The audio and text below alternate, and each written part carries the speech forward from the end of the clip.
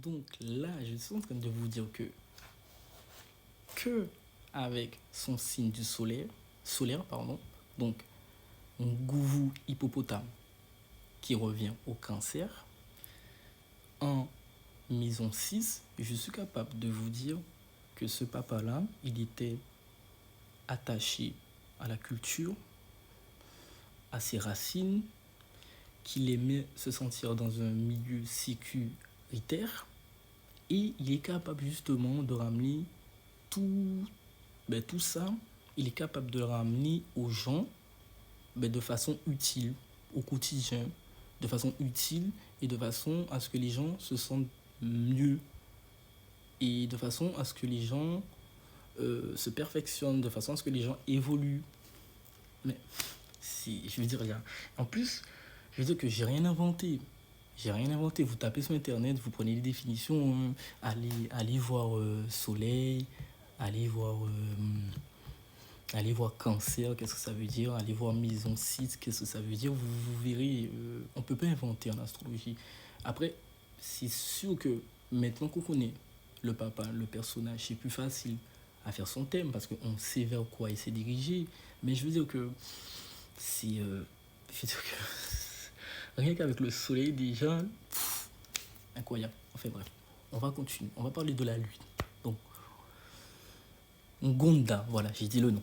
Parce qu'au début, je voulais pas trop dire les noms des planètes, mais bon, Gonda, c'est la lune. Je crois que c'est la seule planète que je vais dire.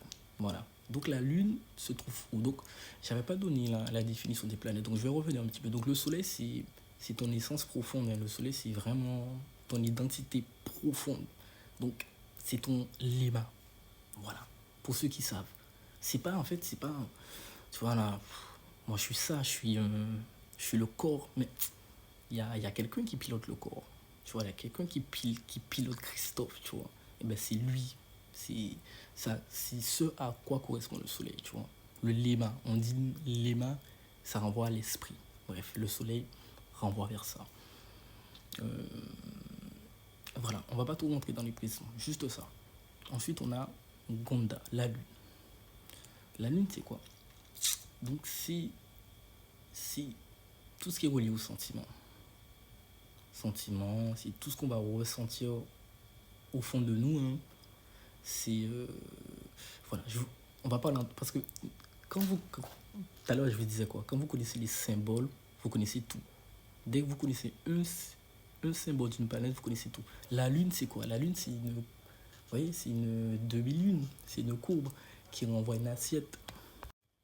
Donc ça veut dire que ça absorbe tout. C'est une éponge à émotions. C'est-à-dire que c'est ce qu'on garde en nous, c'est ce qu'on ressent. C'est ce qu'on ressent en nous, c'est l'émotion justement qu'on va dégager parce que c'est quelque chose en nous. Donc c'est ce qui, en gros, c'est ce qui renvoie aux émotions. Donc la lune de notre papa, Aimé Césaire, est dans quel signe? Alors, elle est dans le signe du Ngo. Donc, je ne sais pas si vous voyez juste ici en maison 3, la lune, elle est dans le signe du Ngo. Donc le Ngo, c'est quoi? Le Ngo, ça renvoie au léopard et ça renvoie au bélier. Donc, chez nous, en fait, quand je dis chez nous, dans le Kintuni, le bélier n'est pas le bélier.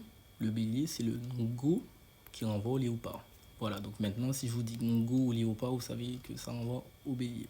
Donc, on peut voir que la lune du papa est en bélier maison 3.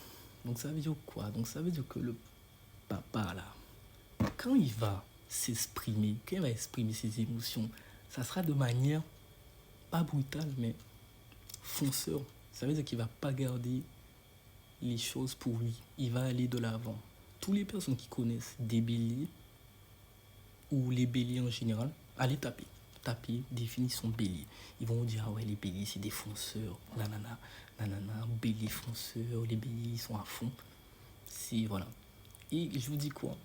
Le papa, il a sa lune en bélier, en Ngo, léopard. Donc ça veut dire que quand il va s'exprimer, ses émotions vont sortir de manière franche. Il va pas mâcher ses mots. Il va pas peser ses mots. du rentre dedans, on va dire. Pas tout le temps, mais voilà, ça va y aller. Et en maison 3, pour ceux qui connaissent la maison 3 renvoie à tout ce qui est communication, c'est-à-dire comment tu vas communiquer avec ton environnement. Ça peut être tes frères et sœurs, mais tout ton environnement, comment tu vas communiquer. Ça renvoie à tes lectures, c'est-à-dire à ta forme. Lecture, en fait, c'est-à-dire ça renvoie à tout l'intellect, hein, c'est-à-dire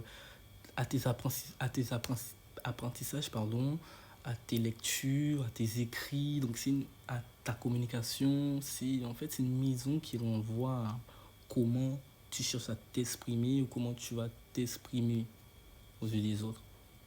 Ou qu'est-ce que tu vas chercher à apprendre ou qu'est-ce que tu vas vouloir chercher à prendre des autres.